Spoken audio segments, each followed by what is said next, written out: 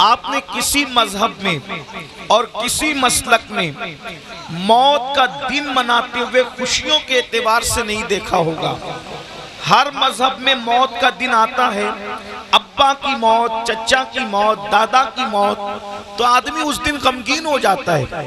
لیکن مذہب کے اعتبار سے بھی کسی کی موت کا دن آئے تو لوگ جو ہے وہ جذباتی ہوتے ہیں، غمگین ہوتے ہیں، غم میں ڈوب جاتے ہیں۔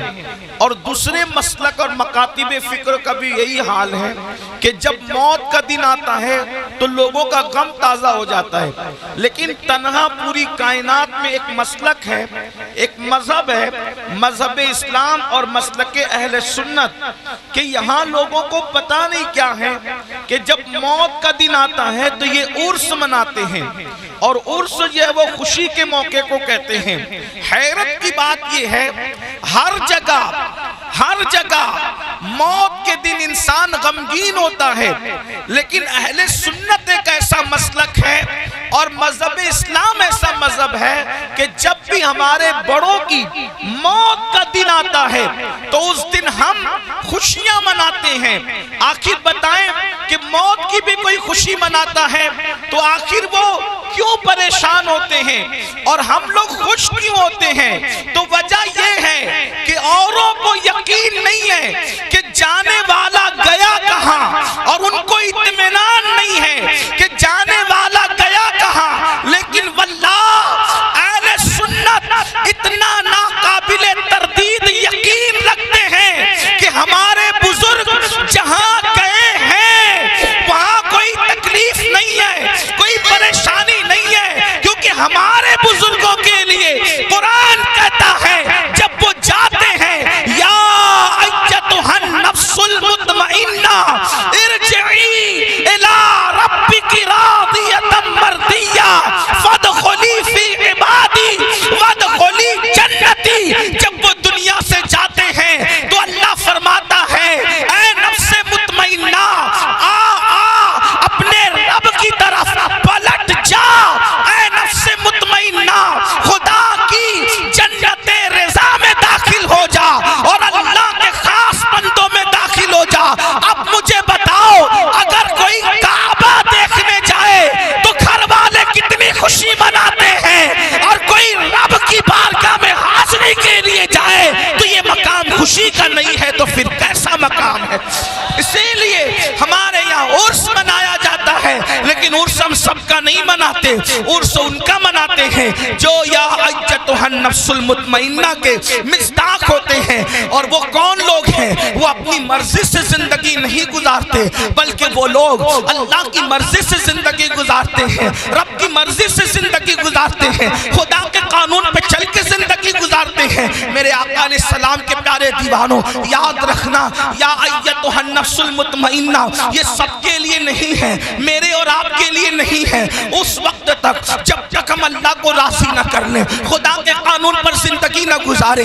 آج یہ میں نے جس آیہ کریمہ کی تلاوت کی ہے اس عرس پاک کے موقع پر، اور ایک بات میں آپ کو یہ بھی بتا دوں، اگر واقعی آپ اور ہم اللہ کو راضی کر لیں تو ہمارے ماننے والے ہمارا عرس کریں یا نہ کریں، کسی کے ماننے والے اس کا عرس کریں یا نہ کریں، اگر اللہ راضی ہے تو اس کی قبر پر انسانوں کی بھیڑ لگے نہ لگے، جس سے خدا راضی ہوتا ہے وہاں اللہ فرشتوں کی بھیڑ لگا دیتا ہے، رحمت کے فرشتوں کو نازل فرماتا ہے۔ اللہ اکبر، فرشتے اس کو دولہا بناتے ہیں، فرشتے اس کو سجاتے ہیں، فرشتے اس کو سنوارتے ہیں، اس کے مزار پر رحمت و نور کی برسات ہوتی ہے۔ قرآن کہتا ہے ان رحمت اللہ قریب من المحسنین، بے شک اللہ کی رحمت اس کے نیک بندوں کے قریب ہے۔ تو اللہ ہم بھی نیک بنیں، اللہ کو راضی کریں۔ اللہ اکبر، آئیے قرآن کہتا ہے، اب میں اپنے اصل عنوان کی طرف آتا ہوں، بہت توجہ کی ضرورت ہے میرے آقا علیہ السلام کے پیارے دیوانوں۔ اس دنیا میں اللہ والے بھی آئے، اس دنیا میں ہم بھی آئے، لیکن فرق اتنا ہے، اللہ والے کھانا دیکھ کر اللہ کو نہیں بھولا۔ دیکھو توجہ کرو، وہ روزی دیکھتے ہیں رزاق کو نہیں بھولتے، وہ محبت والے انسانوں کو دیکھتے ہیں خالق انسان انسان کو نہیں بھولتے، وہ اسباب کو دیکھتے ہیں، مسبب الاسباب کو نہیں بھولتے، وہ اولاد کو دیکھتے ہیں، خالقی اولاد کو نہیں بھولتے، اللہ اکبر، وہ مال کو دیکھتے ہیں، مالک مال کو نہیں بھولتے۔ ہمارا حال کیا؟ اولاد دیکھی، اولاد دینے والے کو بھول گئے، کھانا دیکھا، رزق دینے والے کو بھول گئے، فراموش کر دیا۔ اسی لیے ہم دنیا کے بندے بن کر کے رہ گئے، مگر جو اللہ والے ہیں، اللہ اکبر، وہ نعمتوں کو دیکھ کر نعمت دینے والے خدا کو نہیں بھولتے، نہیں فراموش کرتے۔ یاد رکھنا میرے آقا صلی اللہ علیہ وآلہ وسلم کے دیوانوں، اس دنیا میں ہم آئے ہیں میرے بھائیوں، یہ سبق ہے، عرس کا سبق ہے، یہ سبق ہے بزرگوں کا سبق ہے، یہ سبق ہے ہمارے اسلاف کا سبق ہے۔ سبق کیا ہے؟ اس دنیا میں آئے ہو، اس دنیا میں دھینگا مستی کرنے نہیں آئے، اس دنیا میں جوا کھیلنے نہیں آئے، اس دنیا میں نشہ کرنے نہیں آئے، اس دنیا میں شراب پینے نہیں آئے، اس دنیا میں عورتوں سے دل لگی کرنے نہیں آئے، اس دنیا میں جرائم اور پاپ کرنے نہیں آئے، اس دنیا میں رشوت لینے نہیں آئے، اس دنیا میں چوری ڈکیتی کرنے نہیں آئے۔ اس دنیا میں کیوں آئے ہو؟ اللہ اکبر، دنیا میں آنے کا مقصد یہ ہے اس دنیا میں رہ کر اس دنیا کی تیاری کرو۔ کون سی دنیا؟ جس کے بارے میں قرآن کہتا ہے وَالْآخِرَةُ خَيْرٌ وَأَبْقَىٰ، کہ یہ دنیا سے آخرت بہتر ہے۔ اس بہتر دنیا کی تیاری کرو جس کو آخرت کہتے ہیں، اس بہتر کی تیاری کرو جو کبھی ختم ہونے والی نہیں ہے۔ اللہ پاک نے دو ذمہ داریاں ہر مومن کو عطا کی ہے، دو ذمہ داری ہر مومن کو عطا کی ہے۔ اب اپنی دو ذمہ داری کو سنیں اور بات مکمل کی جائے۔ قرآن دو ذمہ داری کا بیان کرتا ہے۔ اللہ پاک ارشاد فرماتا ہے یا ایھا الذین آمنوا قوا انفسکم واہلیکم نارا، اے ایمان والو اپنے آپ کو اور اپنی اولاد کو جہنم کی اس آگ سے بچاؤ جس کا ایندھن انسان اور پتھر ہے۔ اللہ اکبر، اللہ اللہ۔ قرآن کیا کہہ رہا ہے؟ اب میرے بھائیوں کی اور بہنوں کی توجہ چاہتا ہوں۔ قرآن کہتا ہے اے ایمان والو اپنے آپ کو اور اپنی اولاد کو جہنم کی آگ سے بچا لو۔ یہ جہنم کی آگ کیا ہے؟ تو قرآن کہتا ہے وقودها الناس والحجارہ، جس کا ایندھن انسان اور پتھر ہے، یعنی وہ لکڑیوں سے نہیں سلگائی گئی، یعنی وہ کوئلوں سے نہیں سلگائی گئی، بلکہ اللہ اللہ جہنم کی آگ پتھر سے اور انسانوں سے سلگائی جائے گی۔ اللہ کے حبیب غیبدہ نبی صلی اللہ علیہ وآلہ وسلم کا فرمان سنو۔ جہنم کیا ہے؟ جہنم کی آگ کیا ہے؟ جہنم کے دہکتے ہوئے شعلے کیا ہے؟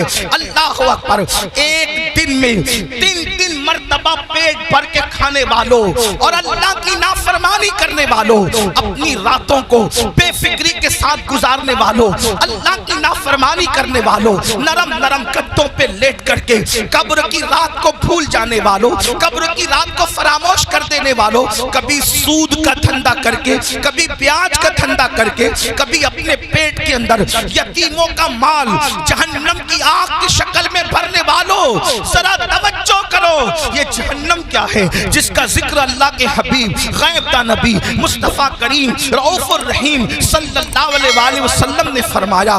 دیکھیے ہم تو آقا کا فرمان بیان کر رہے ہیں اور یہ اس نبی کا فرمان ہے جو اپنی طبیعت سے کلام نہیں کرتے، دل کے کانوں سے سننا میرے بھائیوں۔ اپنے آقا مصطفیٰ جان رحمت صادق و مصدوق صلی اللہ علیہ وآلہ وسلم فرماتے ہیں جب اللہ نے حضرت آدم کو پیدا فرمایا، پھر آدم جنت میں پیدا ہوئے، پھر آدم علیہ السلام سے لغزش معصومانہ ہوئی، لغزش پیغمبرانہ ہوئی، اور پھر آدم دنیا میں آئے 200 سال تک یا 300 سال تک روتے رہے، پھر آپ کی دعا قبول ہوئی، پھر آپ کی توبہ قبول ہوئی۔ جب دعا قبول ہوئی، توبہ قبول ہوئی، تو حضرت آدم کے لیے اللہ نے حضرت جبریل سے فرمایا جبریل جاؤ اور جا کر کے جہنم سے آگ لے کر آدم کو لے جا کر کے دے دو تاکہ آدم کھانا بنائے۔ اب یہ دنیا میں پہلی بار کھانا بن رہا ہے۔ اللہ اکبر، کون بنا رہا ہے کھانا؟ حضرت آدم۔ دنیا کی پہلی ڈش بن رہی ہے، دنیا کا پہلا کھانا بن رہا ہے، اور کون بنا رہا ہے؟ آدم علیہ السلام۔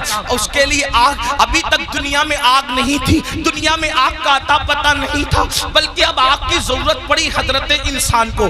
یہاں پر جو ہسٹری کے طالب علم ہیں اور تاریخ کے طالب علم ہیں ان کی توجہ چاہتا ہوں۔ اللہ اللہ، لوگ یہ کہتے کہتے ہیں انسان پہلے بندر تھا اور بندر سے ترقی کرتے کرتے وہ انسان بنا. یہ کون لوگ کہتے ہیں؟ وہ لوگ کہتے ہیں جو انسانیت کے ٹھیکیدار بنے ہوئے ہیں. کیا کہتے ہیں؟ انسان پہلے بندر تھا اور وہ ترقی کرتے کرتے انسان بنا. انسان پہلے ننگا گھومتا تھا، پھر ننگے سے پتے باندھنے لگا، پھر یہ کرنے لگا، پھر وہ کرنے لگا. پہلے جھک کے چلتا تھا بندر کی طرح، پھر یہ ہو گیا، پھر وہ ہو گیا. انسانیت کے لیے اس سے بڑی گالی کچھ نہیں ہو سکتی. اوروں کے نزدیک نظریہ یہ ہے کہ انسان پہلے بندر تھا، ترقی کرتے کرتے انسان بنا، لیکن ہمارے نزدیک تصور انسان یہ ہے کہ سب سے پہلے اللہ نے جس انسان کو پیدا کیا وہ اتنا خوبصورت تھا کہ اس کے حسن کو دیکھ کر فرشتوں نے اس کے آگے سجدہ کیا. نعرہ تکبیر، نعرہ رسالت، مسلک اعلی حضرت حضور سید امین القادری صاحب قبلہ، حضور فیضان اختر. انسانیت کو گالی دینے والے وہ لوگ جو کہتے ہیں انسان بندر تھا. واللہ پہلا انسان آدم علیہ السلام ہے، اور آدم اتنے خوبصورت تھے کہ حسن آدم کو دیکھ کر ملائکہ رشک کرنے لگے. حضرت بیدم شواسی کہہ رہے ہیں اب آدمی کچھ اور ہماری نظر میں ہے، اب آدمی کچھ اور ہماری نظر میں ہے. جب سے سنا ہے یار لباس بشر میں ہے. کون کہتے ہیں ہمارا پہلا آدمی تو آدم ہے، بلکہ آدمی آدم ہی سے بنے. حضرت آدم علیہ السلام نور محمدی لے کر آئے، لیکن یہ تفصیل اس پر نہیں عرض کرتا. بات کیا عرض کر رہا تھا؟ پہلا کھانا بن رہا ہے. اللہ نے جبریل علیہ السلام کو حکم دیا جاؤ دنیا میں آگ نہیں ہے آگ لاؤ. پہلی بار دنیا میں آگ آئی. حضرت جبریل گئے، حضرت مالک سے کہا. کون مالک؟ یہ حضرت مالک جہنم کے داروغہ ہیں، یعنی جہنم کا پورا نظام سسٹم اللہ نے ان کو سونپ رکھا ہے. تو حضرت مالک علیہ السلام کے پاس جبریل کہتے ہیں، جبریل علیہ السلام کہتے ہیں مالک حضرت آدم کو آگ کی ضرورت پیش آئی ہے، اس لیے جو ہے مجھے آگ دیجیے. اب ذرا توجہ کرنا، جہنم سے آگ دنیا میں آ رہی ہے. حضرت مالک نے کہا کتنی آگ چاہیے؟ کھانا پکانے کے لیے آدم کو آگ چاہیے. ایک کھجور اتنی، کھجور جتنی ہوتی ہے کھجور اتنی آگ مجھے دے دے تاکہ میں آدم کو لے جا کر کے دے دوں. حضرت مالک نے کہا اے جبریل اگر کھجور اتنی آگ آپ جہنم سے دنیا میں لے کر جائیں گے تو ساری زمین بھی جل جائے گی، آسمان بھی جل کر بھسم ہو جائیں گے. نہ زمین برداشت کر سکتی ہے نہ آسمان برداشت کر سکتا ہے. کھجور اتنی آگ دنیا میں گئی تو پوری زمین اور آسمان جل کر کے راکھ ہو جائیں گے. پھر اس کے بعد حضرت جبریل نے کہا اے مالک آدھی کھجور جتنی مجھے جہنم کی آگ دے دیجئے تاکہ میں ان کو لے جا کر کے دے دوں. تو حضرت سیدنا جبریل امین نے جب کہا آدھی کھجور اتنی جو ہے وہ جہنم کی آگ دے دو، تو تب حضرت مالک نے کہا اگر میں نے آدھی کھجور اتنی آگ دے دی تو بھی یہ حال ہوگا کہ دنیا میں آسمان سے کبھی بارش نہیں ہوگی، کبھی پانی نہیں برسے گا، اس لیے آپ آدھی کھجور اتنی بھی آگ نہ لے کر جائیں. تو پھر کہا کتنی؟ تو حضرت سیدنا مالک نے کہا آپ سوئی کے ناکے اتنی یا ایک ذرہ جتنا ہوتا ہے اتنی آگ لے جائیں، وہ بھی ڈائریکٹ نہ لے جائیں. اب میں اپنے بھائیوں کی توجہ چاہتا ہوں. دیکھو یہ سارے عنوانات بہت غور کرنے والے ہوتے ہیں، توجہ کرنے والے ہوتے ہیں. میرے بھائیوں ہم آپ لوگوں کی محبتوں کا احترام کرتے ہیں، لیکن ایک بات آپ کو بتاؤں، ہمارے فوٹو اور ہماری تصویریں قیمتی نہیں ہیں، بلکہ رسول اللہ کے یہ فرامین اہم ہے جو آپ کو سنانے کے لیے بلایا جاتا ہے، اور آپ بہت اچھے سے سن رہے ہیں. لیکن تھوڑی آپ کی توجہ چاہتا ہوں. اتنی لمبی روایت میں نے پڑھی، اب اصل جو ہے وہ جس مقصد کے لیے پڑھی وہ یہ ہے حضرت جبریل نے ایک کھجور اتنی آگ مانگی، منع کیا گیا. آدھی کھجور اتنی آگ مانگی، منع کیا گیا کہ بارش نہیں ہوگی آسمان سے. پھر ایک ذرے کے برابر آگ دی گئی تو حضرت مالک نے کہا اس کو بھی ڈائریکٹ نہ لے جائیں بلکہ اس کو پہلے دھلا جائے. تو ذرہ برابر آگ حضرت جبریل کو حضرت مالک نے دیا. 70 مرتبہ جبریل علیہ السلام نے اس جہنم کی آگ کو رحمت کے پانی سے دھویا، اس کو واش کیا، دھویا، اور 70 بار دھونے کے بعد پھر اس آگ کو ذرہ برابر دنیا میں لایا گیا۔ لیجئے حضرت آدم، یہ کھانا بنانے کے لیے ہے، تو حضرت آدم نے فرمایا اس کو پہاڑ پہ رکھو۔ جب وہ ذرہ برابر جہنم کی آگ جس کو 70 بار دھویا گیا تھا، ندی کے پانی سے نہیں، نہروں کے پانی سے نہیں، دنیا کے پانی سے نہیں، بلکہ رحمت خدا کے پانی سے 70 بار اس ذرے کو اور ذرہ برابر آگ کو دھویا گیا تھا۔ اور جب حضرت جبریل نے اس کو پہاڑ پہ رکھا تو پہاڑ پہ وہ ذرہ برابر آگ پڑی تو پورا پہاڑ جل کر کے بھسم ہو گیا، اور وہ ذرہ برابر آگ نے جب پہاڑ کو جلا دیا تو وہ فوراً جہنم کی طرف لوٹ گئی۔ پہاڑ کے جلنے سے، اس آگ کے اثر سے جو دھواں نکلا تھا، وہ دھواں پتھروں میں، لوہے میں اور جن لکڑیوں میں آگ ہے ان میں گھس گیا۔ اللہ اکبر! تو یہ جو دنیا میں آگ دیکھ رہے ہیں، یہ آگ وہ آگ نہیں ہے، بلکہ اس آگ کے اثر سے جو دھواں نکلا تھا، وہ دھواں ہے جو یہ آگ دنیا کی آگ ہے۔ اب مجھے بتاؤ، ذرہ برابر جہنم کی آگ 70 مرتبہ رحمت کے پانی سے دھو کر دنیا میں لائی جائے، وہ پہاڑ کو جلا دے اور پھر جہنم میں لوٹ جائے، تو اس کے باقیات، اس کے دھوئے کے اثرات اتنی تیز ہیں کہ اگر جلا دے تو بستیاں جل کر خاکستر ہو جائے، اگر جلا دے تو انسان مر جائے، اگر جلا دے تو انسان کی آنکھیں اندھی ہو جائے، اگر جلا دے تو انسان کا دماغ کام نہ کرے۔ مجھے بتاؤ، 70 مرتبہ رحمت کے پانی سے ذرہ برابر آگ پر یہ اثر ہے، تو وہ جو جہنم کی پوری آگ ہے اس کا کیا حال ہوگا، اس کا کیا اثر ہوگا؟ اب اللہ اسی آگ سے بچنے کا حکم دے رہا ہے۔ اے مومنو، میرے محبوب کے غلاموں، میرے محبوب کا نام لینے والوں، میرے محبوب کا کلمہ پڑھنے والوں، اپنے آپ کو اس آگ سے بچاؤ۔ آپ مجھے بتائیں، جب یہ جہنم کی آگ کا دھواں ہے جو دنیا کی آگ ہے، ہم اس کو برداشت نہیں کر سکتے، تو وہ جہنم کے دہکتے ہوئے شعلے، وہ جہنم کے بھڑکتے ہوئے شعلے جس کے بارے میں حدیث پاک میں آیا ہے 3000 سال تک کے اس کو جلایا اور دہکایا گیا ہے۔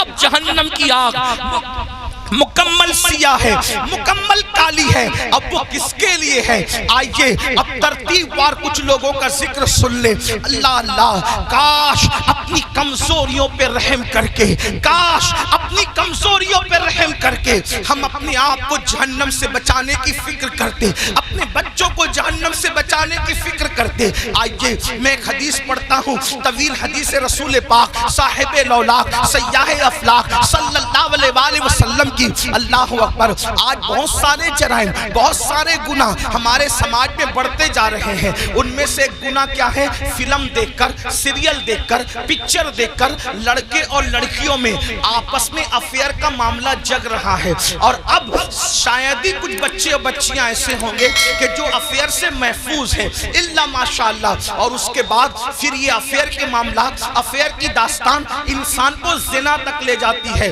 اور یہ زنا کیا ہے؟ اب سنیے، اللہ اکبر! میرے اور تمہارے سچے نبی صلی اللہ علیہ وسلم فرماتے ہیں آج زنا بڑھ رہا ہے، بلکہ آپ کو بتاؤں یہاں تک کہ لکھنے والوں نے لکھا ہر منٹ پر کئی زنا ریکارڈ کیا جا رہا ہے دنیا میں۔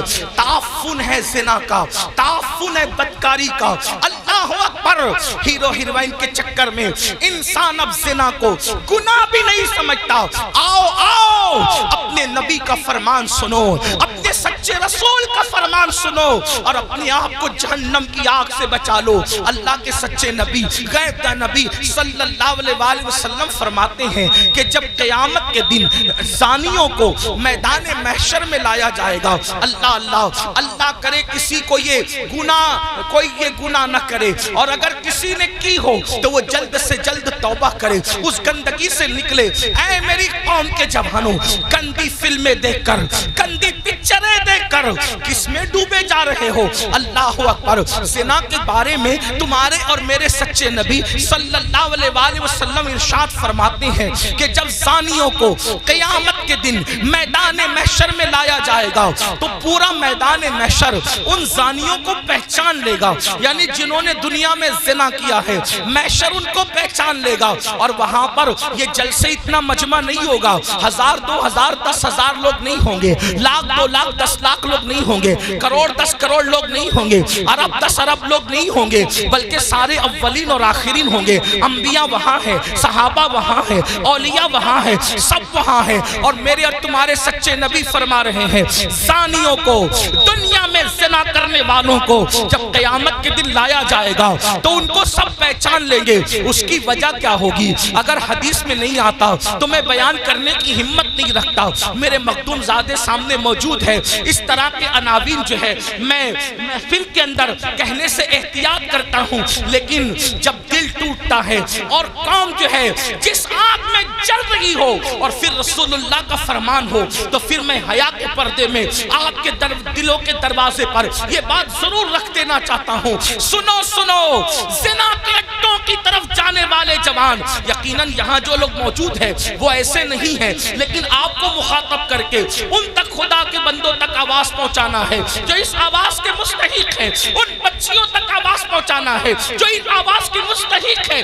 سنو، اللہ کے رسول سچے نبی فرماتے ہیں کہ زانیوں کو جب قیامت کے دن لایا جائے گا تو پورا محشر ان کو پہچان لے گا۔ پہچاننے کی وجہ کیا ہوگی؟ آقا فرماتے ہیں ان کی شرمگاہوں سے اتنی گندی بدبو آئے گی، اتنی خطرناک بدبو آئے گی کہ میدان محشر ان کی بدبو کو دیکھ کر ان کو پہچان لے گا۔ ذرا اندازہ کرو، زنا کی وجہ سے شرمگاہیں سڑ کر بدبو دار ہو چکی ہوگی اور اس سے بدبو آئے گی، محشر پہچان لے گا، میدان محشر کے لوگ پہچان لیں گے۔ مجھے بتاؤ، جس کے منہ میں بدبو آتی ہے وہ کتنا شرمندہ رہتا ہے دنیا میں۔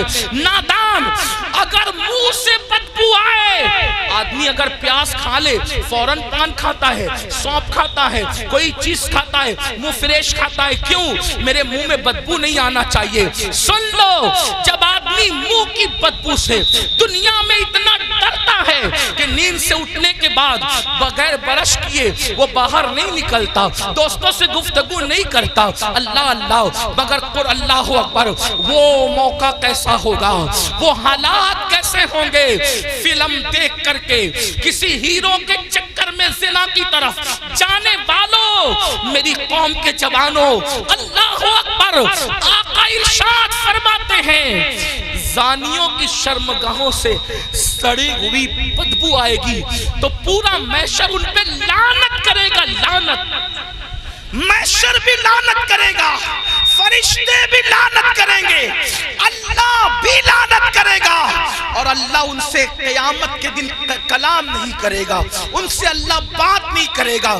اسی پہ بس نہیں، اب سنو، ابھی آپ نے جہنم کا ذکر سنا، آگے آقا فرماتے ہیں ان کو چہروں پر جہنم کی آگ رکھ کر بھڑکائی جائے گی، ان کے چہروں پر جہنم کی آگ رکھ کر کے زانیوں کے چہرے پہ آگ بھڑکائی جائے گی۔ کبھی تندور کے اندر کوئی چیز سیکی جاتی ہے تو کیسے الٹ پلٹ کیا جاتا ہے، زانیوں کے چہروں کو جہنم میں الٹ پلٹ کیا جائے گا، ان کے چہروں پہ آگ بھڑکائی جائے گی۔ اسی پہ بس نہیں، میرے اور تمہارے سچے نبی فرماتے ہیں پھر حضرت مالک یعنی جہنم کے داروغہ جہنم کی آگ کی بنی ہوئی قمیص اس کے بدن پر پہنائیں گے۔ ہائے ہائے، جو مئی کی گرمی برداشت نہ کر سکے، جو دسمبر کی سردی برداشت نہ کر سکے، یہ کمزور جسم جس پر مکھی اور مچھر چلے تو یہ کمزور جسم مکھی اور مچھر کے ڈنک کو برداشت نہیں کر سکتا۔ یہ کمزور جسم اگر بتی کے چٹکے کو، سگریٹ کے چٹکے کو برداشت نہیں کر سکتا۔ ہائے، زنا کرنے کی بنیاد پر جب جہنم کی آگ کی بنی ہوئی قمیص اس کم نصیب کو پہنائی جائے گی، اس کم بخت کو پہنائی گی اس کا حال کیا ہوگا. اگر یہ بات کوئی مولوی صاحب کہہ دیتے تو لوگ کہتے مولانا ڈرا رہے ہیں. اگر کوئی لیڈر سیاسی کہہ دیتا تو لوگ کہتے کہ اپنی بات ہو رہی ہے. لیکن واللہ یہ اس رسول نے فرمایا ہے جو زمین پہ بیٹھ کر کے لامکا کی خبر دیتے ہیں, جو ماں کے شکم میں رہ کر کے لوح محفوظ پر چلنے والے قلم کی آواز کو سن لیا کرتے ہیں. اللہ اللہ, لرز جاؤ گندی فلمیں دیکھ کر, زنا کو شوق بنانے والوں لرز جاؤ. آگ کی قمیض جب ان کو پہنائی جائے گی تو وہ تڑپیں گے, وہ بلکیں گے. اسی پر بس نہیں بلکہ تمہارے اور میرے سچے نبی مصطفیٰ کریم رؤوف الرحیم صلی اللہ علیہ وآلہ وسلم فرماتے ہیں اس کے بعد حضرت مالک فرشتوں کو کہیں گے جو جہنم کے فرشتے ہیں, ان سے کہیں گے ان زانیوں کی آنکھوں میں آگ کی سلاخیں ڈال دو, ان جہنمیوں کی آنکھوں میں آگ کی سلاخیں ڈال دو. ہائے ہائے, جہنم کی آگ سے بنی ہوئی سلاخیں ان کی آنکھوں میں ڈالنے کا حکم ہوگا. حضرت مالک کہیں گے یہ زانی لوگ حرام دیکھتے تھے اپنی آنکھوں سے, حرام دیکھتے تھے اپنی آنکھوں سے, ان کی آنکھوں میں جہنم کی آگ کی سلاخیں پھیر دو. تھوڑا غور تو کرو, اگر یہ بات کسی کتاب میں کسی صرف ایک عام انسان کی لکھی ہوئی ہوتی میں کبھی اتنے اہتمام سے بیان نہ کرتا, لیکن وہ رسول بیان کر رہے ہیں جن کی زبان پر سوائے حق کے کچھ اور جاری نہیں ہوتا. میرے امام کہتے ہیں وہ دہن جس کی ہر بات وحی خدا, چشمہ علم و حکمت میں لاکھوں سلام. وہ زبان جس کو سب کن کی کنجی کہے, اس کی نافذ حکومت میں لاکھوں سلام. 2 منٹ کی لذت کے لیے اللہ کو ناراض کرنے والوں, 2 منٹ کی لذت کے لیے اپنی آخرت کو تباہ کرنے والوں, پکچروں میں ہیرو ہیروئن کو زنا کرتا دیکھ کر, گندی پکچریں دیکھ کر اپنی آخرت کو تباہ و برباد کرنے والوں, سوچو تو صحیح, گناہ میں لذت تو ہے مگر عزت نہیں ہے, گناہ میں لذت تو ہے مگر سکون نہیں ہے. او سکون کے متلاشیوں, آج کہتے ہو دل کو سکون نہیں, کوئی کہتا ہے روزی میں برکت نہیں, کوئی کہتا ہے گھر میں آرام نہیں, کسی نے کچھ کر دیا, کسی نے کچھ کر دیا. میں کہتا ہوں کیا نہیں کیا یہ 2 نمبر کی بات ہے, لیکن ہم نے اپنی تباہی کا سامان کیا. نرم نرم گدوں پہ لیٹ کر جس گھر میں زنا کی فلمیں دیکھی جائے گی اس گھر میں برکت کا نزول کیسے ہو سکتا ہے؟ اللہ اکبر. جس گھر میں پکچریں چلے گی, ہیرو ہیروئن کو بھاگتا ہوا دکھایا جائے گا, جس گھر کے اندر زنا کی ترغیب دی جائے گی اس گھر میں برکتوں کا نزول کیسے ہوگا؟ جملہ کڑوا لگے تو معاف کر دینا, مراد آباد والوں غور سے سنو, جس گھر کی برکت کو اللہ اٹھا لے ملا کی دعا اور تعویذ, اس گھر میں کبھی برکت نہیں لا سکتے, اس لیے کہ خدا کی طاقت کے سامنے انسان بے بس ہے. خدا کی شان یہ ہے وہ جو چاہے فیصلہ کرے, وہ جو چاہے فیصلہ کرے, وہ عادل ہے, وہ ظلم نہیں کرتا. انسان بے بس ہے, بے بس. لیکن یاد رکھنا اہل وجاہت کی بات نہیں کر رہا ہوں, ان کی شان الگ ہے, مگر یاد رکھنا ہم جیسے انسان تو بے بس ہی ہے. اللہ اکبر. میرے آقا علیہ السلام کے پیارے دیوانوں, زنا کر کے گھر کی برکت کو ختم کر کے صرف تعویذات کے سہارے اور اللہ اکبر بزرگوں کی دعاؤں کے سہارے گھر میں برکت کے متلاشی ہو, واللہ اللہ نہ چاہے تو پھر گھر میں کوئی برکت نہیں لا سکتا. ہم لوگ اہل توحید ہے, اہل سنت, صوفیہ کے ماننے والے ہیں. ہمارا عقیدہ یہ ہے خیر ہی و شر ہی من اللہ تعالی, ہر خیر و شر اللہ کی طرف سے ہے. لیکن اللہ اکبر, اب سنو, غور سے سنو, میرے اور تمہارے آقا فرماتے ہیں, حضرت مالک کہیں گے آگ کی سلاخیں آنکھوں میں پھیر دو, آگ کی جہنم کی آگ کی سلاخیں آنکھوں میں پھیر دو. جب آنکھوں میں پھرے گی وہ کمزور آنکھیں, وہ ننھی ننھی آنکھیں جس میں اگر ایک چھوٹا سا تنکا جائے, تنکا, تو آدمی برداشت نہیں کرتا. پیاس کے ننھے سے ذرات جائے تو برداشت نہیں کرتا.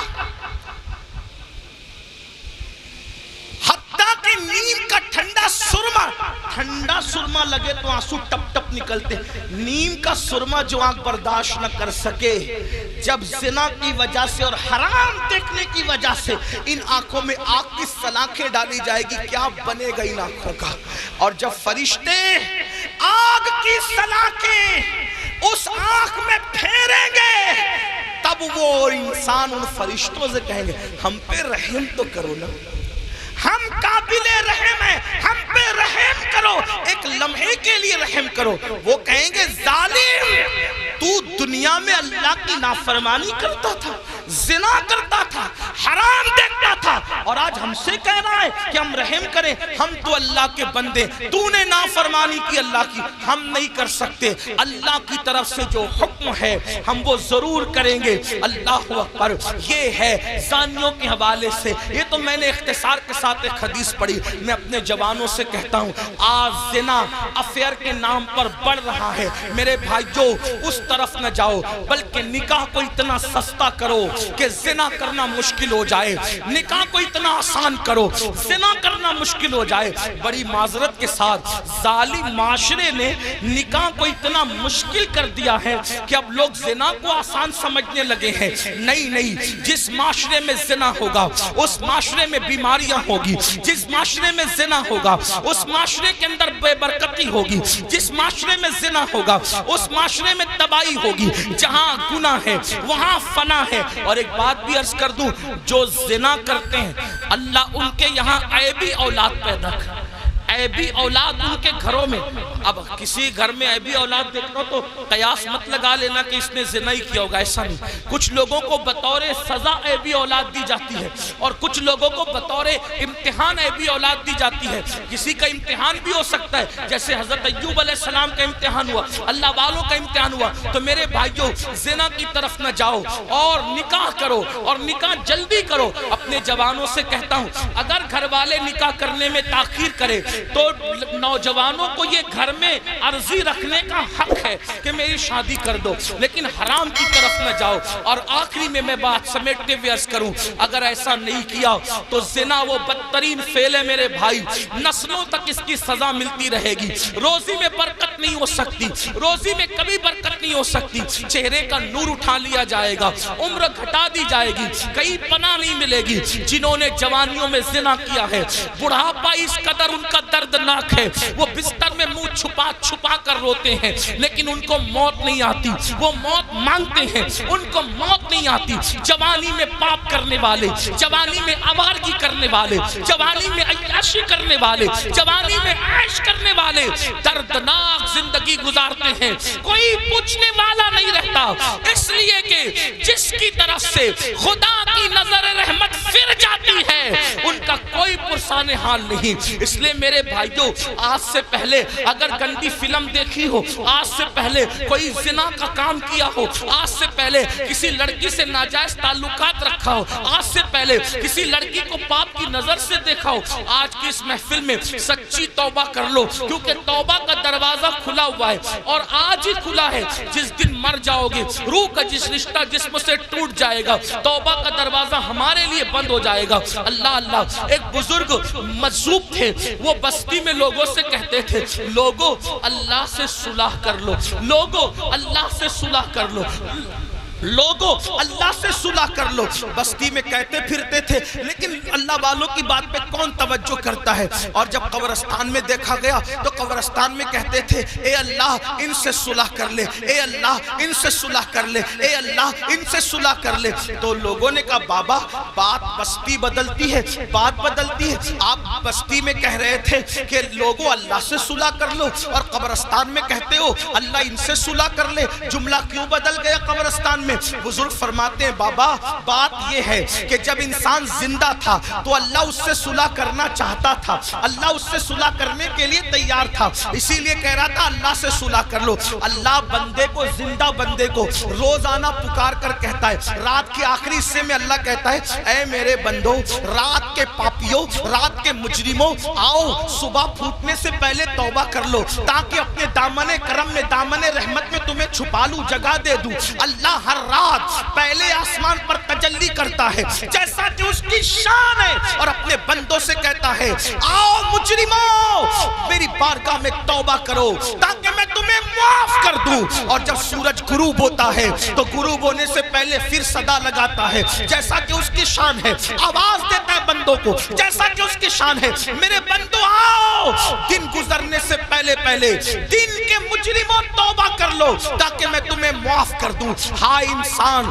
تیری غفلت پر افسوس ہے، لیڈر بلائے تو دوڑا دوڑا جاتا ہے، M L A M P بلائے تو دوڑا دوڑا جاتا ہے۔ روزانہ میرا اللہ جو کروڑوں ماؤں سے زیادہ ہم سے پیار کرتا ہے، میرا اللہ جو کروڑوں ماؤں سے زیادہ ہم سے محبت کرتا ہے، میرا اللہ جو ہماری ستر پوشی کرتا ہے، وہ ستار ہے، عیبوں کا چھپانے والا ہے۔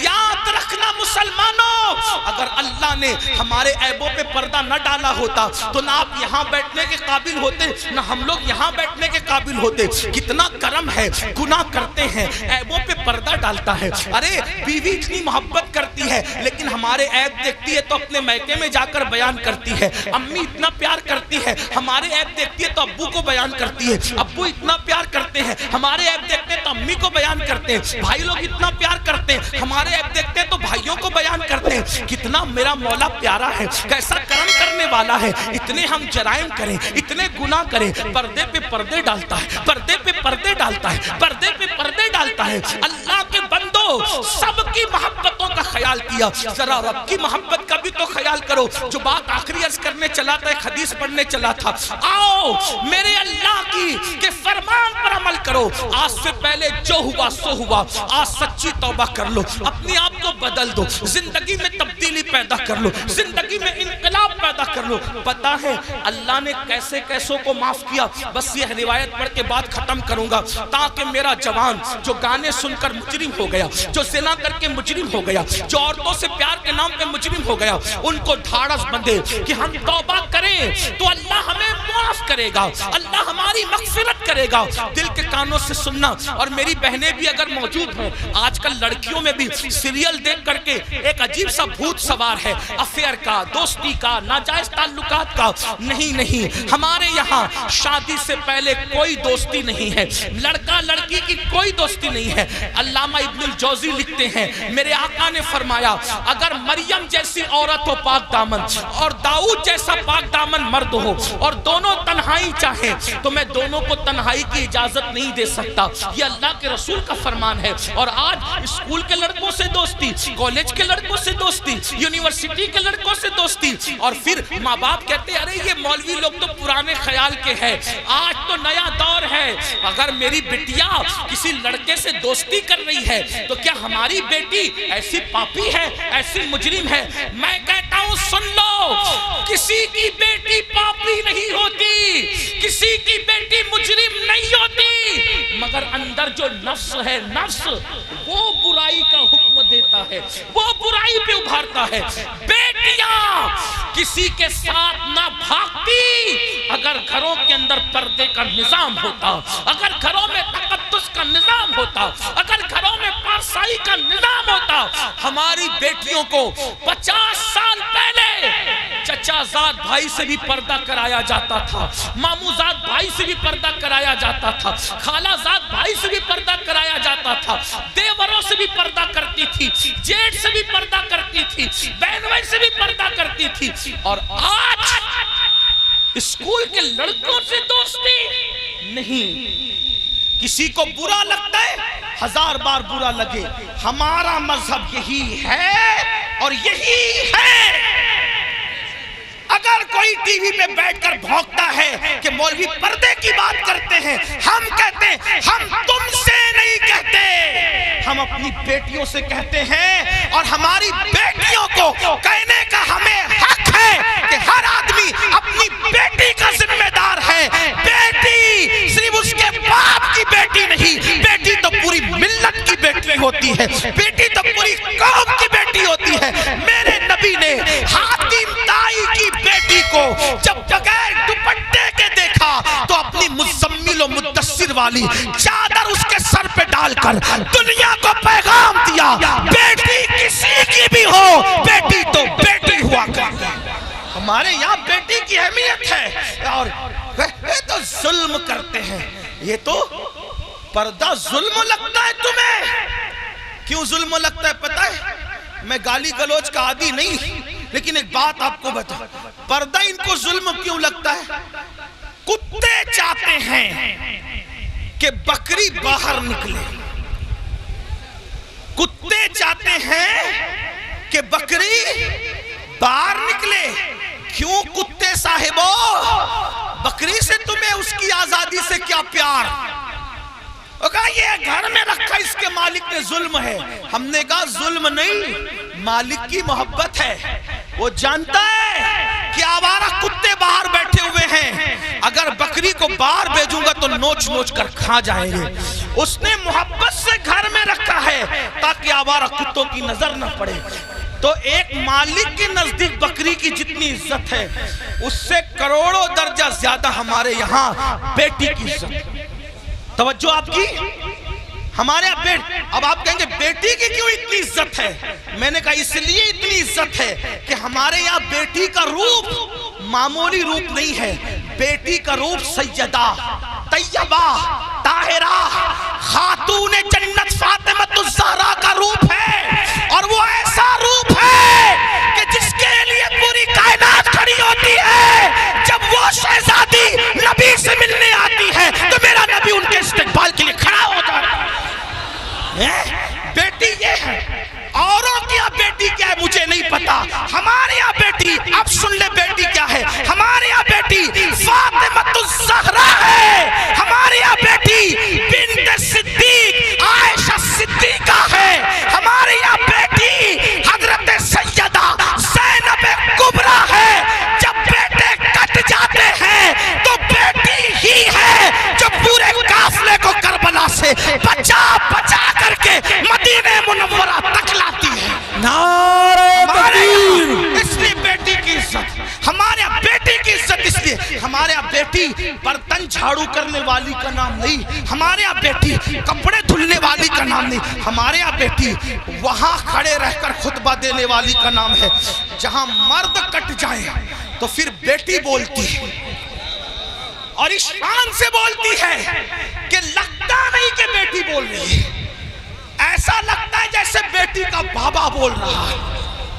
اور ہوا دربار کوفہ اور دمشق میں جب علی مرتضیٰ کی باب مدینۃ العلم کی شہزادی زینب نے خطبہ دیا تو دیواریں دہل گئی اور لوگ کہنے لگے علی کہاں سے آ گئے؟ تو لوگوں نے کہا علی نہیں ہے، علی کی شہزادی بول رہی ہے. یہ ہمارے یہاں بیٹیاں، بیٹیوں کا مقام اس لیے ہم بیٹیوں کو بہت عزت سے رکھتے ہیں. بہت عزت. ہمارے یہاں بیٹی جنت ہے، جنت. ہمارے یہاں بیٹی پیٹ میں ٹکڑے کر کے گٹر میں بہانے والی چیز نہیں ہے. بیٹی بیٹی چومنے والی. جو نبی کا غلام ہے وہ بیٹی کو کیسے ٹکڑے کر سکتا ہے؟ بلکہ ٹکڑے، توجہ کرنا جملے پہ، بیٹی کو نبی کا غلام ٹکڑے نہیں کرتا بلکہ اپنے جگر کا ٹکڑا قرار دیتا ہے. کیونکہ رسول اللہ نے اپنی شہزادی کے لیے کہا فاطمہ تو بضعۃ منی، وہ تو میرے جگر کا ٹکڑا ہے. تو بات دور نکلی. عرض کیا کر رہا تھا؟ آج سے پہلے جو بھی گناہ ہوا ختم کرو، توبہ کرو. جب اللہ والے موجود ہوں توبہ کرو. اللہ کی نے گارنٹی دی، اللہ نے وعدہ کیا ان اللہ لا یخلف المیعاد. اللہ کا وعدہ خلاف نہیں ہوتا. کچھ بھی ہوا توبہ کرو، سچی توبہ. مگر توبہ کون سی؟ ہر مجمع میں جو کرتے ہیں وہ نہیں. کان کھینچنا، گال پیٹنا، استغفر اللہ کہنا، یہ والی توبہ ہے. یہ غیر تربیت یافتہ پولیس ہے. ان سے میری ہاتھ جوڑ کے گزارش ہے اللہ والو ہٹ جاؤ وہاں سے. ان کو جگہ ہی نہیں ہے بیٹھنے کے لیے. وہ کہاں بیٹھیں گے میرے بھائی؟ ہٹو وہاں سے، ڈسٹرب مت کرو. بات آخری مرحلے میں ہے. یہی تو غیر تربیت یافتہ ماحول کی نحوست ہے. ایک بار درود شریف پڑھے.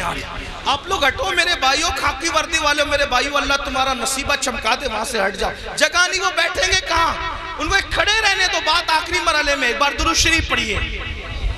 اللہ رب محمد صلی اللہ علیہ وسلم، نحن عباد محمد صلی اللہ علیہ وسلم. پہلی بات تو سنیوں کے جلسے میں پولیس کا کوئی کام ہی نہیں ہے، ڈنڈے والوں کو، یہ ڈنڈے والی قوم نہیں، یہ جھنڈے والی قوم ہے، یہاں کوئی ڈنڈا نہیں نکلنا چاہیے۔ ہاں، اور اگر لوگ ہمیں کچلتے ہیں تو ہم ان سے محبت سے کہتے ہیں نہ کچلو، ہم کچلنے کی چیز نہیں ہے۔ میاں کو کچلا، مجھے کچلا، ناخن لگا دیا، یہ بھی آپ کی محبت کی نشانی لے کے جائیں گے۔ ہاں، ناخن، اچھا معاف کیجئے، میں سمجھ رہا تھا میرے ساتھ حضرت فرما رہے خاکساران حق ہے، یہ میرے مجاہد ملت کی ٹیم، مجھے ایسا لگا پولیس والے، لیکن وہ میں سوچ رہا تھا اتنی بدنظمی کیوں کر رہے ہیں؟ میرے بھائیوں، یہ غوث پاک کی محفل ہے، غوث پاک کی محفل جو سجتی تھی، یہ اس کا بچا ہوا حصہ، یہ ان کی خیرات ہے، اپنا کوئی کمال نہیں، جلسے والوں کو کوئی کمال نہیں، یہ غوث پاک جس کو بلاتے اس محفل میں وہ آتا ہے۔ یہاں ڈنڈے کا استعمال نہیں ہونا چاہیے۔ وہ خاکساران حق کو میں سلام کرتا ہوں، مجھے ایسا لگا کہ پولیس والے، لیکن بہرحال ان کو بھی سلام، ان کی اللہ انہیں برکتیں دے، لیکن تھوڑا سا وہ بھی دماغ سے کام لے، ان کو جگہ نہیں بیٹھنے کے لیے، کہاں بیٹھے گا انسان؟ اسٹیج پہ جگہ نہیں، لوگ کھڑے ہوئے ہیں، ہم ان کو ابھی بیٹھنے کے لیے کہتے ہیں اس پہ ظلم نہیں ہوگا، کیسے کہ ان کو بیٹھنے کیونکہ جگہ نہیں ہے۔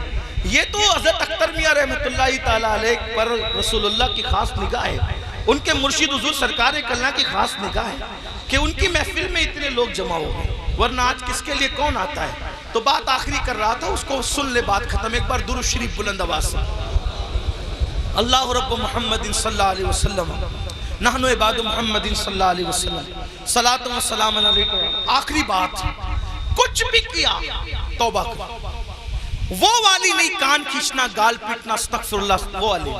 کون سی توبہ؟ جیسے بکری کے تھن سے دودھ نکلے اور دوبارہ اسی سوراخ سے تھن میں نہ جائے، ایسی گناہ سے نکلو، پھر ادھر کا رخ مت کرو، پھر مت پلٹ کر جاؤ اس طرف، یہ توبہ۔ ایسی توبہ کرنے والوں کے ساتھ جنت کی ضمانت ہے، جنت کی بشارت ہے۔ سدھر جاؤ۔ تو بستی میں بات کر رہا تھا، بیچ میں نکل آئی کہ جب تک وہ زندہ تھے، بزرگ کہتے ہیں کہ اللہ ان کو معاف کرنے کے لیے تیار تھا، معافی مانگ لو میں معاف کر دوں گا، انہوں نے توبہ نہیں کی، اب مر گئے اور عذاب میں گرفتار ہو گئے، تو میں کہتا ہوں یہ اللہ ان سے صلح کر لے، اللہ ان سے صلح کر لے۔ لیکن اب جب عذاب میں گرفتار ہو گئے تو اب اللہ ان سے صلح کرنے کو تیار، یہ اللہ سے صلح کرنا چاہتے لیکن اللہ ان سے صلح کرنے تیار، اس لیے مرنے سے پہلے توبہ کر لو۔ جو حدیث پڑھنا ہے وہ یہ حدیث مختصر سے وقت میں پڑھتا ہوں، میرے وقت میں جو میں نے 1 گھنٹہ متعین کیا تھا 10 منٹ کا ٹائم رہ گیا، اس میں بات پوری کر لوں۔ حدیث پاک کا مفہوم ہے، کئی کتابوں کے اندر یہ حدیث ہے جس کو فقیہ ابواللیث سمرقندی نے لکھا، علامہ ابن الجوزی نے لکھا، میں وہاں سے بطور مفہوم پڑھ رہا ہوں۔ سیدنا فاروق اعظم ایک مرتبہ رسول اللہ صلی اللہ علیہ وسلم کے دربار میں آ رہے تھے، حاضری دے رہے تھے، دروازے پہ کیا دیکھا؟ ایک جوان ہے، خوبصورت جوان، جو کھاک اٹھاتا ہے اپنے سر پہ ڈالتا ہے، کھاک اٹھاتا ہے اپنے سر پہ ڈالتا ہے، روتا ہے، بلکتا ہے، آہیں بھرتا ہے۔ فاروق اعظم نے فرمایا رسول اللہ کی چوکھٹ پر یہ کام تم کر رہے ہو، کھاک اٹھا کے سر پہ ڈالتے ہو، روتے ہو، بلکتے ہو، آہیں بھرتے ہو، بات کیا ہے؟ تو فاروق اعظم سے اس جوان نے کہا، اے میرے بھائی عمر، آقا کی بارگاہ میں حاضری دینا چاہتا ہوں لیکن ہمت نہیں ہے، حوصلہ نہیں ہے حاضری دینے کا، اس لیے میں یہ چاہتا ہوں کہ آپ اجازت لے لیں، آپ حضور سے عرض کر دیں کہ حضور مجھے اذن حضوری عطا کر دیں، حاضری کی اجازت عطا کر دیں تاکہ میں رسول اللہ کی بارگاہ میں حاضر ہو جاؤں۔ تو آقا علیہ السلام سے فاروق اعظم نے عرض کی، آقا میرے ماں باپ آپ پہ قربان یا رسول اللہ، ایک جوان ہے چوکھٹ پہ بیٹھا ہے، سر پہ خاک ڈال رہا ہے آقا، اور وہ آپ کی بارگاہ میں حاضری دینا چاہتا ہے، یا رسول اللہ اگر آپ اجازت دے دیں تو وہ حاضر ہو جائیں۔ وہ جوان آ گیا، اب دھیان سے سننا، غور سے سننا، وہ جوان آیا، آنکھیں جھکی ہوئی تھی، آنکھوں سے آنسو بہ رہے تھے، مسلسل ٹپ ٹپ آنسو ٹپک رہے تھے، ندامت اور شرمندگی چہرے سے ظاہر تھی، سر جھکا ہوا تھا۔ آقا نے فرمایا اے جوان کیا ہوا؟ اس جوان نے عرض کیا، یا رسول اللہ اتنی عرضی لے کر آیا ہوں کہ آپ میرے لیے دعا کر دیں کہ اللہ میری مغفرت کر دے، اللہ مجھے معاف کر دے، اللہ میری بخشش فرما دے۔ آقا نے فرمایا کیا ہوا؟ عرض کی آقا مجھ سے بہت بڑا جرم ہو ہو گیا ہے, مجھ سے بہت بڑا گناہ ہو گیا ہے, میں بہت بڑا پاپی ہوں آقا, میرے لیے دعا فرما دے. میرے کریم آقا نے فرمایا کیا گناہ ہوا یہ تو بتاؤ. اس نے عرض کی آقا شرم آتی ہے بتاتے ہوئے, ایسا گناہ ہو گیا ہے, اب اس کا ذکر کرتے ہوئے شرم آتی ہے, بہت بڑا گناہ ہے آقا. کریم آقا نے فرمایا کیا تیرا گناہ زمین کی وسعتوں سے بڑا ہے؟ عرض کی ہاں آقا میرا گناہ زمین کی وسعتوں سے بڑا ہے. پھر فرمایا کیا تیرا گناہ آسمانوں سے بھی بڑا؟ عرض کی ہاں آقا میرا گناہ آسمانوں سے بھی بڑا ہے. کیا تیرا گناہ سمندر کی جھانک سے بڑا ہے؟ ہاں آقا میرا گناہ سمندر کی جھانک سے بڑا ہے. میرے کریم آقا نے پھر اس کو ذہن دیا. اب آقا توجہ کریں, آقا کیسے کریم ہے. آقا فرماتے ہیں کیا تیرا گناہ اللہ کی رحمت سے بھی بڑا ہے؟ تیرا گناہ اللہ کی رحمت سے بڑا ہے. اس نے سر جھکایا, خوب رویا اور روتے ہوئے کہا نہیں آقا میرا گناہ اللہ کی رحمت سے بڑا کبھی نہیں ہو سکتا, اللہ کی رحمت بہت بڑی ہے. اس وقت میرے کریم آقا نے فرمایا بتا کیا ہوا. اب وہ جوان کہتا ہے میں پھر معذرت چاہتے ہوئے حیا کے پردے میں تھوڑا سا کھل کر کے تاکہ سب کو بات سمجھ میں آئے. اس جوان نے کہا آقا بات اتنی ہے کہ میرے نفس نے مجھ پر غلبہ کیا اور میں جو ہے نفس کا غلام بن کر میں نے یہ کرتا تھا کہ میں جب بھی کوئی مر جاتا انتقال کر جاتا تو میں لوگوں کے کفن چراتا تھا, میں لوگوں کے کفن چوری کرتا تھا. اس زمانے میں کپڑا ہاتھ سے بنا جاتا تھا, کپڑوں کا کی قلت تھی تو لوگ کفن بھی چراتے تھے. آج شاید یہ گناہ دنیا میں نہیں ہوگا کفن چوری کا, کیونکہ کپڑا اتنا سستا ہو گیا, اتنی وافر مقدار میں ہو گیا کہ لوگ کوئی کفن وفن نہیں چراتے ہوں گے. آج یہ گناہ دنیا میں شاید نہیں ہوگا انشاءاللہ. لیکن بہرحال اس جوان نے عرض کی میرے آقا میں کفن چوری کرتا تھا اور پھر ایک قبر پر میں گیا کفن چوری کرنے, تو جیسے ہی میں نے کفن نکالا خوبصورت سی لڑکی تھی. میں علامہ ارشد القادری کا سہارا لیتے ہوئے تھوڑا سا آپ کے دماغ میں بٹھانے کے لیے بات عرض کروں. اللہ اللہ یعنی کہ بات یوں ہے کہ چاندنی رات تھی, قبرستان کا سناٹا تھا اور قبرستان میں میرے سوا کوئی نہیں تھا. چاند کی دودیا روشنی جو ہے وہ چھن چھن کر کے آ رہی تھی, قبروں پر پڑ رہی تھی. سکون تھا, سناٹا تھا, کیف و سرور کا ماحول تھا. میں نے تازہ سی قبر کھولی, کھولنے کے بعد میں نے جیسی لاش نکالی وہ کسی مرد کی لاش نہیں تھی, وہ کسی عورت کی لاش تھی. عورت میں بھی ایک دوشیزہ یعنی خوبصورت جوان کی لاش تھی. جیسے ہی میں نے کفن نکالا چاند کی دودیا روشنی اس کے خوبصورت جسم پہ پڑی اور وہ لڑکی اور خوبصورت دکھنے لگی. شیطان اور نفس نے مجھ پہ مکمل غلبہ کیا اور مجھے جکڑ لیا, مجھے پکڑ لیا اور مجھ سے وہ کچھ کرا دیا. اب میں بیان نہیں کر سکتا یعنی کیا کرایا. اس نے مردہ لڑکی کے ساتھ قبرستان کے اندر زنا کیا. اس جوان نے مردہ لڑکی کے ساتھ قبرستان میں زنا کیا اور اس کے بعد جب وہ کہتا ہے آقا جب میں بدکاری کر چکا تو میں نے دیکھا وہ لڑکی کھڑی ہو گئی اور کھڑی ہو کر کہتی ہے بدبخت تو نے مجھے ناپاک کر دیا. ان مردوں کے درمیان کیا منہ لے کر میں رہوں گی, کیا منہ لے کر رہوں گی. تو نے مجھے ناپاک کیا, تو نے مجھے ناپاک کیا. خدا تجھے کبھی معاف نہ کرے, خدا تجھے کبھی معاف نہ کرے, خدا تجھے کبھی معاف نہ کرے. میں بھاگا, کفن اور لڑکی کو چھوڑ کے بھاگا. آقا او دن اور آج کا دن ہے, قرار نہیں, سکون نہیں, اطمینان نہیں. کھاتا ہوں صدائے باز گشت کانوں میں ٹکراتی ہوئی محسوس ہوتی ہے, لیٹتا ہوں صدائے باز گشت کانوں میں ٹکراتی محسوس ہوتی ہے. آقا پریشان ہوں, کہیں قرار نہیں, کہیں سکون نہیں. زندگی میں گناہ کرتے کرتے یہ لمحات ضرور آتے ہیں جب انسان گناہ کر چکا ہوتا ہے تو اللہ اس پر تباہی مسلط کر دیتا ہے. اللہ نہ کرے کوئی اس منزل پر پہنچے. اے میرے آقا کے غلاموں, میرے آقا کا نام لینے والوں, اس سے پہلے کہ یہ منزل آپ پر ہم پر آئے اللہ کی بارگاہ میں رجوع ہو جاؤ, گڑ گڑا جاؤ. حضرت ذوالنون مصری کہتے ہیں اللہ کے یہاں آنا کیسے آنا, طریقہ بتاتے. حضرت ذوالنون مصری طریقہ کیسے آنا, ایسے آنا جیسے بچہ ماں کے یہاں آتا ہے. کیسے آتا ہے, ماں سے لپٹتا ہے, ماں کہتی ہے ہٹ. ذوالنون مصری کا انداز صوفیہ نے اسی طریقے سے دین سمجھا. حالانکہ اللہ کی ذات تمثیل سے پاک ہے. کہتے ہیں اللہ کے یہاں ہو ایسے ہو جیسے بچہ ماں کے. ماں کیا پیار کر سکتی ہے, وہ تو 70 ماؤں سے زیادہ, کروڑوں ماؤں سے زیادہ وہ پیار کرتا ہے. کہتے ہیں ذوالنون بچہ ماں کے پاس آتا ہے, ماں کہتی ہٹ, پھر وہ آکے لپٹتا ہے. ماں کہتی ہٹنا, پھر وہ آکے لپٹتا ہے. ارے چھوڑ, پھر لپٹ. جب لپٹتا ہے ماں کی ممتا اس کو سینے سے لگا ہی لیتی ہے. بلا تمثیل اللہ کے بندو، ماں کا پیار کوئی حیثیت نہیں رکھتا. میرا اللہ اتنا پیار کرتا. وہ جوان کہتا ہے سکون نہیں ہے آقا، قرار نہیں ہے آقا. میرے کریم آقا کہتے ہیں کہ جو جتنا علم والا ہوگا وہ اتنا اللہ سے ڈرے گا، جو اللہ کا جتنا قریبی ہوگا اتنا اللہ سے ڈرے گا. جیسے اس نے کہا میں نے زنا کیا مردے کے ساتھ، ایسے حضور علیہ السلام نے کہا جلدی باہر نکل ہے جوان، جلدی نکل، مجھے ڈر لگتا ہے تیری وجہ سے آگ نہ برس. کچھ لوگ یہ روایت پڑھتے ہوئے کہتے ہیں حضور نے بھگا دیا. نہیں، حضور نے اس کو نفرت کی وجہ سے نہیں بھگایا، حضور نے اللہ کی خشیت کی وجہ سے اس کو کہا جلدی نکل. ورنہ وہاں تو شان یہ چور حاکم سے چھپا کرتے ہیں یا اس کے خلاف، تیرے دامن میں چھپے چور انوکھا تیرا.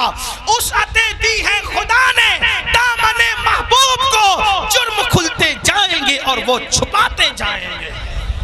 آپ روتے جائیں گے ہم کو ہنساتے جائیں گے. آقا نے کہا جلدی نکل جوان، آگ نہ برس پڑے، جلدی نکل. وہ جوان نکل گیا. اب اس کا رونا، آہیں بھرنا، گڑ گڑانا اور بڑھ گیا. آنکھ سر پہ خاک ڈال. 1 دن 2 دن 3 دن کہتے 40 دن بیت گئے. ایک دن اس نے کہا اللہ اگر میرا گناہ واقعی اتنا بڑا ہے کہ تیرے یہاں معافی نہیں ہے، نہ اس کی نہیں ہے، تو مجھے ایسا عذاب دے، نہ مجھ سے پہلے کسی کو نہ میرے بعد کسی کو، دے ایسا عذاب. اور اگر تیرے یہاں معافی ہے اور میرا گناہ تیری رحمت سے بڑا نہیں ہے اور ہرگز نہیں ہے، تیری رحمت بڑی ہے، سبقت رحمتی علی غضبی، تو تیرے محبوب کو بتا دے کہ تو نے مجھے معاف کر دیا. بس اتنا کہنا تھا کہ بلبل سدرہ جبریل امین آئے اور آقا کو سلام پیش کیا. عرض کی آقا کیا حال ہے اس زانی کا؟ آقا نے کہا دیکھو جبریل کیا کیا اس نے. تو جبریل کہتے ہیں مبارک ہو آقا، آپ کے صدقے میں اللہ نے اس کو بخش دیا، اس کفن چور کو معاف کر دیا، اس نے توبہ کری، آپ کے صدقے میں بخش دیا. آقا نے کہا اس کی معافی ہو گئی. کہا حضور صرف اس کی معافی نہیں ہوئی بلکہ اللہ نے فرمایا محبوب کی امت سے پیار اتنا ہے کہ محبوب کو جا کے بتا دو اگر اس کفن چور سے بھی بڑھ کر کوئی گناہ کرے گا اور سچی توبہ کرے گا، اللہ کا وعدہ ہے اللہ اس کو بھی معاف کر دے گا. اے میری قوم کے جوانوں، اس مجمع میں ایسا کوئی کفن چور والا معاملہ نہیں ہے. جب اللہ اس کو معاف کر سکتا ہے ہمیں بھی کرے. یہ سادات علماء نائبین رسول آل رسول اور پھر صاحب مزار ہے، کیا سچی توبہ کر نہیں سکتے ہم لوگ؟ بولو نہیں کر سکتے؟ کر سکتے ہیں نا. پھر سچی توبہ کر کے جاؤ. آج کے بعد گانے، غزلیں، فلمیں، گندی پکچر اور خاص طور پر نامحرم عورتوں کو دیکھنا تکنا، اس سے بچیں گے. اور زنا سے تو بار بار بچنے کی دعا کریں گے. اللہ مجھے ہماری نسلوں کو گناہوں سے بچنے کی توفیق عطا فرمائے اور اللہ ہمیں جہنم سے بچائے. اے اللہ اس مجمع میں ہم جہنم کی آگ سے تیری پناہ مانگتے ہیں اور جنت کا سوال کرتے ہیں تیرے محبوب کے پڑوس میں. گفتگو کے درمیان کوئی غلطی ہو تو اللہ معاف کرے. استغفر اللہ. آئیے سب توبہ کر لیں. استغفر اللہ. توبہ کی نیت سے پڑھ رہے ہیں کہ نہیں؟ استغفر اللہ، استغفر اللہ، استغفر اللہ ربی من کل ذنب واتوب الیہ لا الہ الا اللہ محمد الرسول اللہ. پکی بات ہے، انشاءاللہ سب عمل کریں گے. ایک وعدہ کر لیں بس، جو گناہوں سے بچا لیتی ہے وہ نماز کا پابند آج سے کون کون ہوگا؟ ہاتھ اٹھا کر کے سادات کو علماء کو سبحان اللہ. وعدہ نہیں بھی کرو گے بھائی تو نماز فرض ہے، لیکن وعدہ کرو تاکہ یہ بزرگوں کی دعائیں لگ جائے. بولو نماز پڑھو گے انشاءاللہ. جو عشاء پڑھ کے نہیں آئے عشاء پڑھے گا جا کے انشاءاللہ. آج سے ابھی سے نماز شروع کریں گے انشاءاللہ، کریں گے انشاءاللہ، زندگی بدلیں گے انشاءاللہ. اب ایک گزارش، اگر آپ اٹھ کر گئے تو اتنی یہ مجمع سجتا ہے نا، لاکھوں روپے بھی لگتے ہیں اور سینکڑوں لوگوں کی کئی دنوں کی محنت بھی لگتی ہے. اگر آپ اٹھ کر کے گئے تو پورا مجمع بکھرے گا، محفل خراب ہو جائے گی. اس لیے میری گزارش ہے جو جہاں بیٹھا ہے وہی بیٹھا رہے، کوئی حاجت ہو تو الگ بات ہے، لیکن آگے کا پروگرام آپ ڈسٹرب نہیں کریں۔ حضرت کی خوبصورت گفتگو آپ کو سننا انشاءاللہ تعالی۔ اگر مجھے ایئرپورٹ نہیں پہنچنا ہوتا تو میں ضرور یہاں بیٹھتا، لیکن چونکہ 6 بجے کی فلائٹ ہے، مجھے پہنچنا ہے، تو میں گزارش کروں گا کہ مجھے اجازت دیں، لیکن آپ سکون سے بیٹھے رہیں۔ السلام علیکم ورحمۃ اللہ وبرکاتہ۔ آگے کا پروگرام سماعت۔ پیچھے ہٹ جاؤ، پیچھے ہٹ جاؤ، کوئی نہیں۔